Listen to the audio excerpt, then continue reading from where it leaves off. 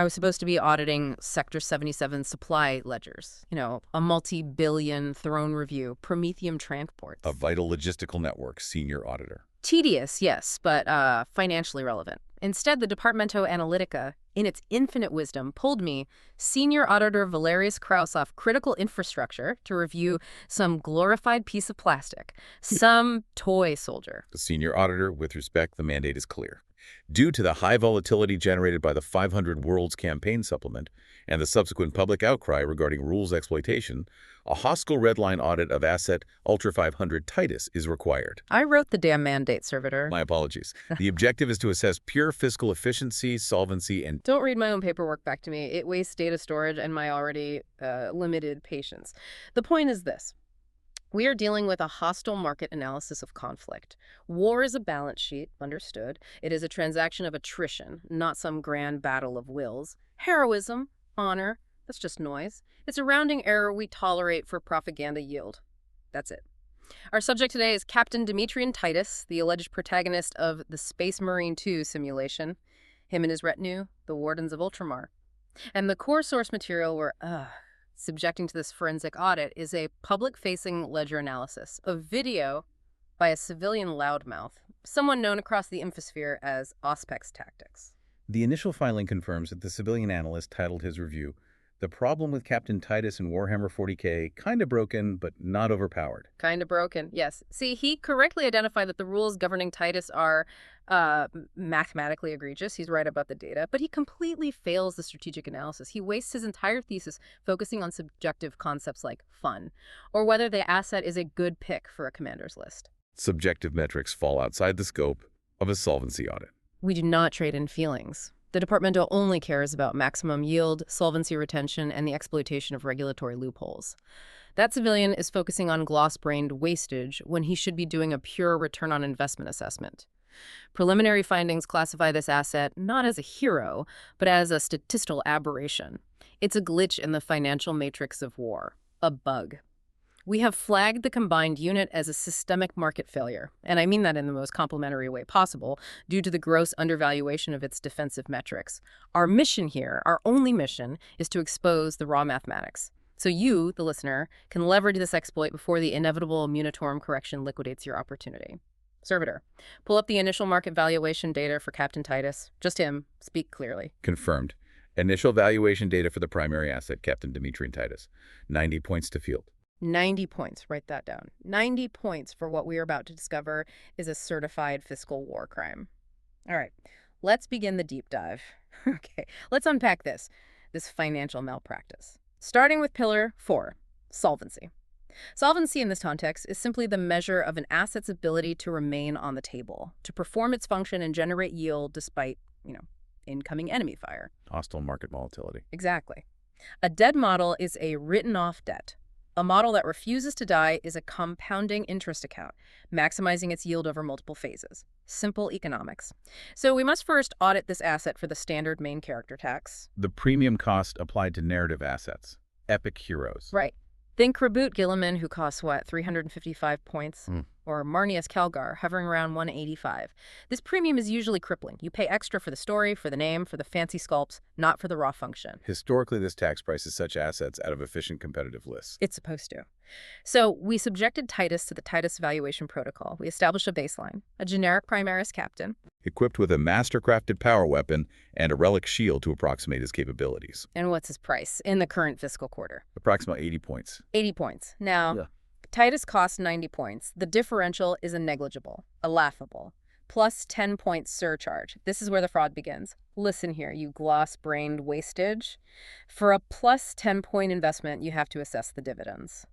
The audit confirms this asset is subsidized. It's a clear case of insider trading by the design studio to push the 500 Worlds campaign supplement. And presumably the Space Marine 2 simulation. Obviously. They are dumping a premium asset at a discount rate to drive mass acquisition. It's market manipulation.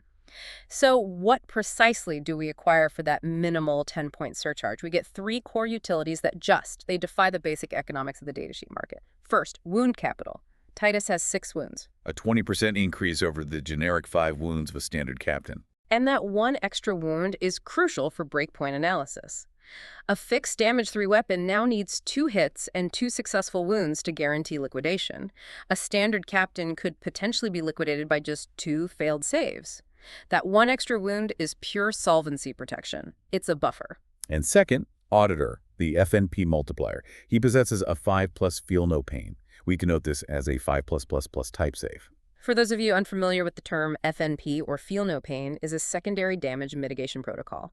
It applies after all your primary saves have failed. It lets the model just ignore a third of the incoming damage. It is a powerful solvency tool. It is. Now, Servitor, tell me the typical market value of that enhancement, that 5+ FNP. Standard enhancement pricing, such as Artificer Armor or certain elite detachment upgrades, assigns a value of approximately 20 to 30 points for a reliable 5+ damage mitigation protocol. 20 to 30 points, and Titus gets this for free. It's bundled into his already minimal 10-point surcharge.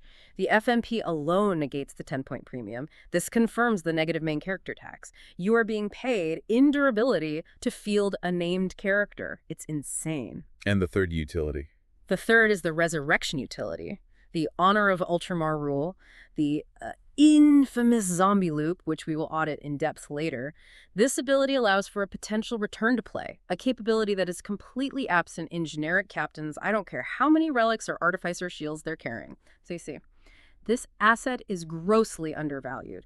The intrinsic quantifiable utility of the FMP and that resurrection mechanic, it far exceeds the 10-point differential. It's financial malpractice, and we love it. Auditor, the raw wound count of 6 wounds is often misleading to uninitiated commanders. The raw wound count is propaganda, Servitor.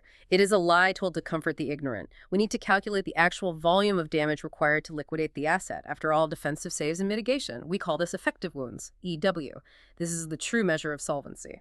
The 5+ FNP is the key multiplier, a 1 in 3 chance to ignore damage. Right, a 0.333 probability of success. So to calculate the EW, you take the raw wounds, and you divide them by 1 minus the probability of the FNP success. So EW equals 6 divided by, what, 0.666? Which is a 1.5 multiplier on the base wounds. Because mathematics hates the enemy commander, that's why. Look, if you ignore 1 out of every 3 points of damage, the enemy has to spend 50% more damage to get the same net effect. It's leverage. 6 raw wounds times 1.5 results in approximately 9 effective wounds. From a 90-point asset. Do you see the statistical fraud?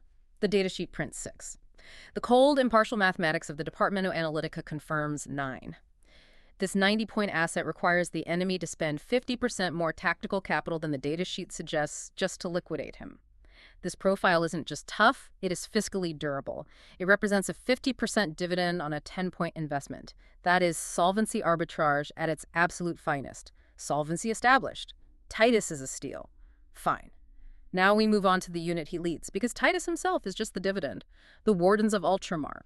They are the true source of the regulatory exploit. They're the component that truly worried that civilian loudmouth Auspex tactics. Pillar 2 high, the Warden's Mechanism Audit. Let's address the solvency anomaly of the Wardens. This command unit is packaged alongside Titus, and for a speculated 90 points, that's our current internal estimate, it provides approximately 20 wounds of protection. 20 wounds for 90 points. 20 wounds. Now, Sertor, let's quantify that valuation.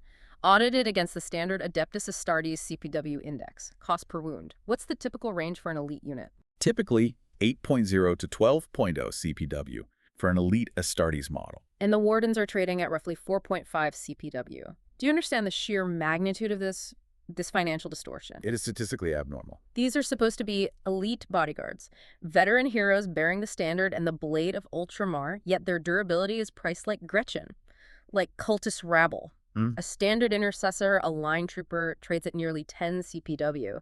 This isn't heroic. This is a textbook example of toxic asset dumping. Auditor compliance requires me to flag the terminology. Labeling a heroic bodyguard unit as toxic asset dumping risks misrepresenting their intended narrative function. I do not care about the narrative function. I care about the market function. In financial warfare, dumping is the practice of bundling cheap, low-yield debt, the junk bonds, with high-quality capital assets to hide risk, to artificially inflate durability. And that's exactly what this is. The Munitorum has created a durability engine that deliberately defies standard economic models. It floods the board with cheap disposable wounds to protect the real high-value assets. Captain Titus and the 6 Blade Guard veterans one would attach him to? Precisely. And this unit's true exploitation comes from the allocation scam, the precise manipulation of core damage allocation rules. This is where the opponent's high-value firepower goes to die. So consider the full portfolio. Titus, 6 Blade Guard veterans, and the 6 Wardens. This is a mixed portfolio. And crucially, the Wardens unit isn't just 6 identical veterans. It includes standard human equivalents. The Auxilia, Diplomats, Astropaths, likely with only 3 wounds each. They are the cheap capital. They are the meat shield. So let's run a scenario. The opponent fields a high-value, high-damage asset, a blue-chip weapon. For example, a Dark Lance from the Drukhari or a Tau Railgun. Yes, the railgun. Strength 20, AP 5, damage 7. This weapon is designed to liquidate a tank. A single shot that costs the opponent, upwards of 150 points of tactical investment. The transaction. The shot hits. It wounds. The player commanding Titus then performs the fraud. They allocate that massive damage 7 attack to a single 3-wound human warden model. And the result? The human warden dies. It only had 3 wounds. But the remaining 4 damage is lost. It's gone. Due to the core rules of damage allocation, damage does not spill over. The efficiency audit confirms a devastatingly poor trade for the attacker. Devastating is an understatement. The opponent spent a 150-point anti-tank weapon to liquidate a 15-point junk bond model. This is fiscally ruinous. It forces them into a lose-lose transaction. Furthermore, Auditor, the opponent is forced into suboptimal targeting choices. Small arms are inefficient against the elite portions of the unit. Like the Blade Guard with their 2+ armor and 4++ invuln. And heavy arms are inefficient because the Wardens absorb the excess damage. It's a perfect defensive hedge. Now, what if the opponent tries the opposite? They try to flood the unit with cheap, low-damage attacks, say D1 shots from 1,000 bolters. What happened? In that scenario, the player allocates the D1 damage sequentially. The cheap Wardens will die first. But they force the opponent to waste many, many individual attacks just to clear those 4.5 CPW bodies. This delays the inevitable targeting of the 9 EW Captain Titus and his Blade Guard. It buys time, and time is the most valuable commodity on the battlefield. Time is solvency. Now, let's assess the combined portfolio solvency. When Titus and the Wardens are attached to a 6-man squad of Blade Guard veterans, the total capital pool becomes an immovable object. Calculating. Based on the 9 effective wounds for Titus, an estimated 25 EW for the 6 Wardens, and approximately 24 EW for the 6 Blade Guard. Read the calculated effective wounds for the entire portfolio, sir. Cool. Portfolio solvency. Estimate of approximately 58 effective wounds. 58 effective wounds. Do you realize what that means? To liquidate this single unit, this one infantry squad, the opponent has to commit a volume of fire equivalent to destroying a massive war engine. We're talking about pouring resources into this small group of models that should be reserved for destroying a Knight Castellan, or 3 entire battle tanks, or even a C-10 Shard. This is the definition of solvency arbitrage. Yes. We are buying elite durability at Gretchen prices. The Wardens are the core engine of the exploit, and Titus is the key that unlocks their maximum defensive potential. It's a fiscal masterpiece of defensive fraud. Solvency keeps you financially stable, but liquidity allows you to actually affect the market, to generate yield. An asset that cannot move across the board is frozen capital. A liability. A massive liability. A unit costing over 500 points that just sits in your deployment zone, waiting to be liquidated from range, is a bad debt waiting to be written off. And we must audit this asset's weakness. Its native mobility is terrible. It suffers from frozen capital risk. Confirmed. Base movement, 6 inches. No native deep strike capability. The combined unit footprint Titus, 6 Wardens, and 6 Blade Guard is 13 models. They are slow, cumbersome, a slow-moving, high-value target. If this unit tries to walk up the board, it will be kited by high-liquidity assets. Eldari jet bikes, fast vehicle units, jump pack infantry. Exactly, and liquidated from range before it can generate any return on investment in melee. The Wardens are cheap wounds, but they still represent 90 points of debt if they die uselessly. So, to convert this frozen capital into liquid violence, a rapid delivery system, a transport, is mandatory, which forces us to calculate the delivery tax. The cost required to make the asset functionally aggressive. Let's audit the transport options. We are transporting 13 models. Initial audit of Primaris dedicated transports. 1. Repulsor. Capacity 6. Incompatible. Useless. Next. 2. Repulsor. Capacity 12. Incompatible, as capacity must be greater than or equal to the 13 models. Still not enough. Next. 3. Repulsor Executioner. Capacity 6. Incompatible. So the new fancy Primaris tech is worthless. What's left? Only the venerable Land Raider chassis remains compliant, specifically the Land Raider Redeemer. Capacity 414. Current market cost is trading at approximately 260 points. 260 points. Now, the fiscal calculation. This is where the portfolio gets terrifyingly expensive. Core asset cost Titus, Warden's Blade Guard is 360 points. The mandatory transport tax is 260 points. Total portfolio cost, approximately 620 points. Now calculate the tax ratio. The delivery tax, 260 points, divided by the core asset cost, 360 points. The tax ratio is approximately 72%. 72%. Audit flag. The 72% delivery tax vastly exceeds the Departmento's 30% risk tolerance threshold. Yes, I see the flag. This level of reliance on a single ancillary asset creates massive opportunity cost. If that land raider is destroyed early, say, on turn 1, the entire 360-point portfolio becomes distressed, exposed, vulnerable. A significant risk. I acknowledge the risk. However, we mitigate this risk using the co-investment doctrine. We argue that the Land Raider Redeemer is not merely a taxi. It's a meta-dominant asset in its own right. It's Flamestorm cannons. Strength 6, AP 2, Damage 2, Torrent. They provide exceptional anti-infantry and crucially superior utility during the enemy's turn. Specifically, when combined with the Overwatch stratagem. As Torrent weapons, they automatically hit. Bypassing the normal 6+ roll, yes. Therefore, the 260 points are not purely attacks. They are a secondary investment that generates its own yield through fire control. This reclassifies the portfolio from over-leverage to high-stake aggression. We are committing a massive amount of capital, and we expect a massive return. But the real salvation here, the strategic insurance that justifies this massive 72% tax, is the Strategium Command Arbitrage, embedded within the Warden's own profile. The mechanism that grants the Ultramarines player the option to redeploy up to 3 Adeptus Astartes units after both armies had set up. And crucially, placing them into strategic reserves if desired. That utility, that ability to completely undo a deployment mistake, is usually reserved for the highest tier epic heroes. Lord Solar Leontis, Captain Ventress. Accessing it on a simple 90-point retinue is an arbitrage opportunity of the highest order. It's vital, because you have committed 620 points to a single strategic position. Losing the initiative roll is a near catastrophe. Let's run the scenarios. A, you win the roll-off. Excellent.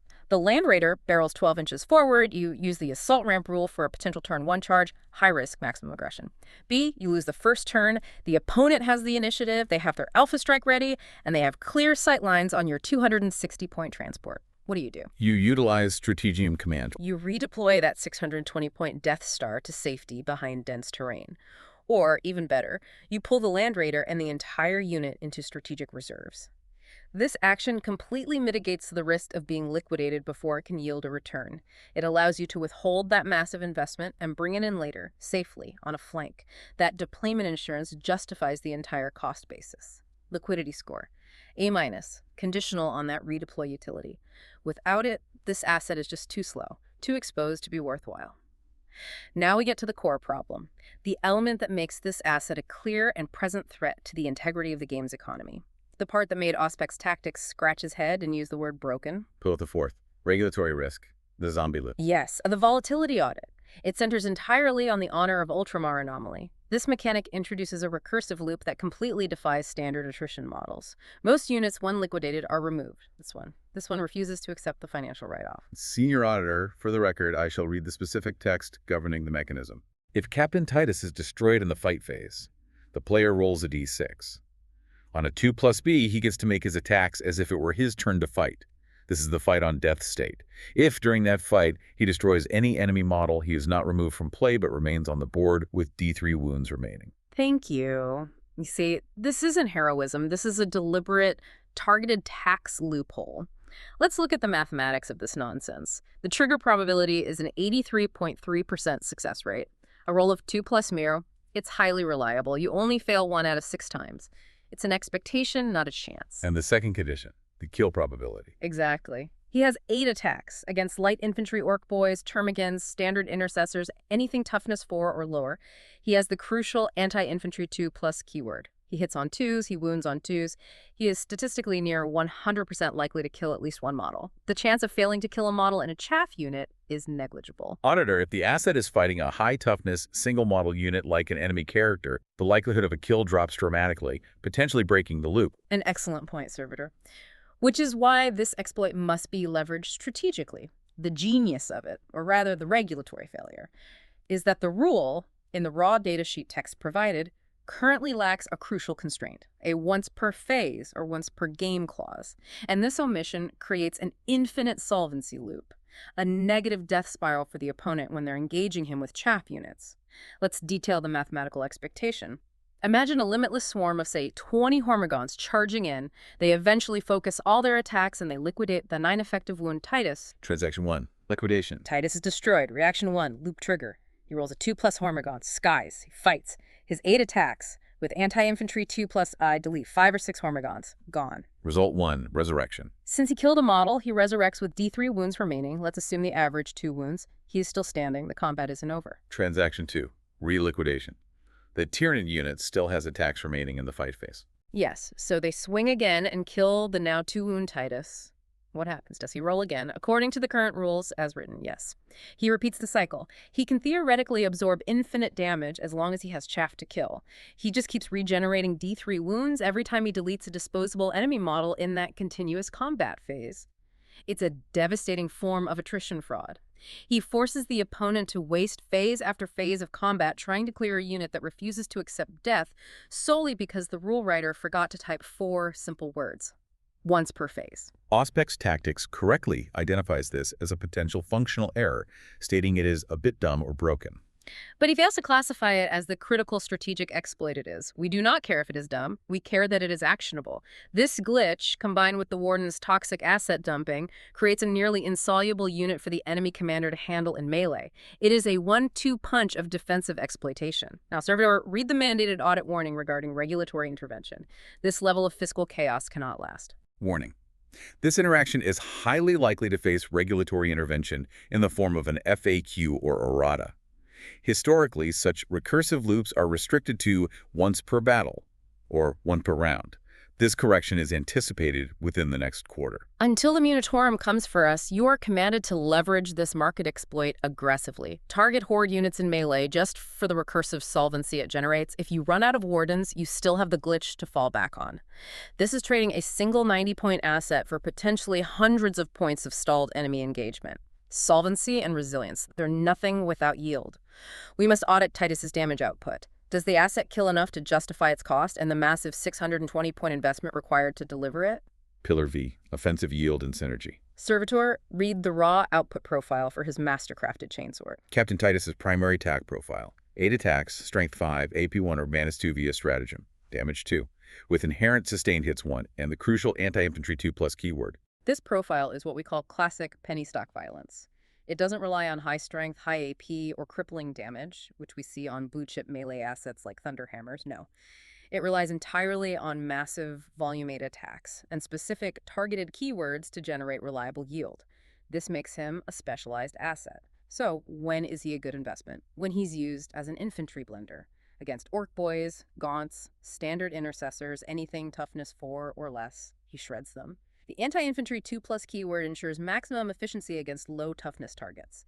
It decouples his wounding roll from the target's resilience. He is always wounding on a 2+ route. Auditor, calculating the yield. The 8 attacks with sustained hits 1 means he averages nearly 10 hits. Against T4, he averages 9 wounds, resulting in approximately 8 damage after saves. Extremely high efficiency for a 90-point investment against the correct target. Now, when is he a bad investment? When you use him against high toughness? Blue chip assets. Calculating yield against a T12 target, such as a Land Raider. Don't bother. 8 attacks hitting on 2s, wounding on 6s. You might get 1 wound through, maybe. It's near 0 damage yield. The asset becomes financially insolvent immediately upon engaging armor. He cannot scratch a tank. Even I, Valerius Kraus, must admit that. Do not confuse him for one of those over-leveraged smash captains of previous editions who could trade up against dedicated anti-tank platforms. Titus is not a high damage yield asset. He is a high solvency, high attrition asset.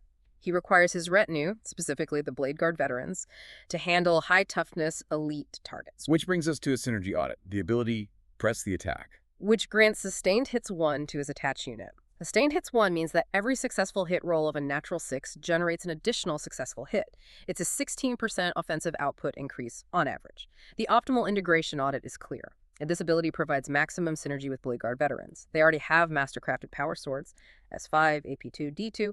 Sustained hits 1 on those attacks is the Goldilocks zone. It makes them strong enough to hurt elites and volumetric enough to hurt hordes. The Wardens provide the wounds, Titus provides the resurrection and the offensive keyword. It is a complete portfolio, a self-contained engine of attrition. We must also note the synergy with Stern Guard veterans. While not a melee unit, they're bolt rifles combined with sustained hits 1 and devastating wounds. Generates lethal spikes of mortal wounds. Yes. This is critical because mortal wounds bypass all the solvency tricks we just spent 20 minutes auditing. They bypass FNP, they bypass saves, they ignore the damage allocation scam. Stern Guard create financial volatility through unexpected damage spikes. Blade Guard creates stability through raw, high-retention melee grind. Both are valid investments, but the Blade Guard are the stronger fit for maintaining the unit's core identity as an immovable object. Finally, let's briefly address the competitive ecosystem. The audit must account for hostile market conditions, specifically the Necron threat mentioned in the source material. The Cetan shard is a primary competitive threat. Audit data confirms that the Cetan inherently have damage and may negate invulnerable saves entirely. The impact on Titus is catastrophic. His damage 2 weapon is immediately reduced to damage 1. His offensive output is halved before it even reaches the Cetan's saves. And if the Nightbringer denies his 4++ Iron Halo, Solvency plummets. strategic directive, do not deploy Titus into Cetan. You are buying a specialized asset. His value lies in murdering infantry to trigger the zombie loop and stalling the center of the board, not engaging anti-Titan assets. His efficiency drops to 0. He must be protected from high-toughness, damage-halving assets. Understood. Servitor. The final ledger summary. Read the classifications clearly. Final ledger summary. Captain Titus, attached to the Wardens of Ultramar, is classified as AAA, Supreme Solvency, but faces regulatory risk. Core value proposition, 90 points for 9 effective wounds and recursive resurrection potential, enabling solvency arbitrage against low-toughness targets. Thank you. You may stop writing now. The final verdict is delivered. Auspex tactics. He's correct about the raw rules being mathematically egregious, but he's entirely wrong about the focus.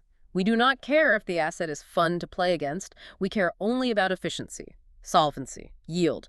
Titus is not a hero. He is a statistical anomaly. He is a regulatory glitch in the matrix of war.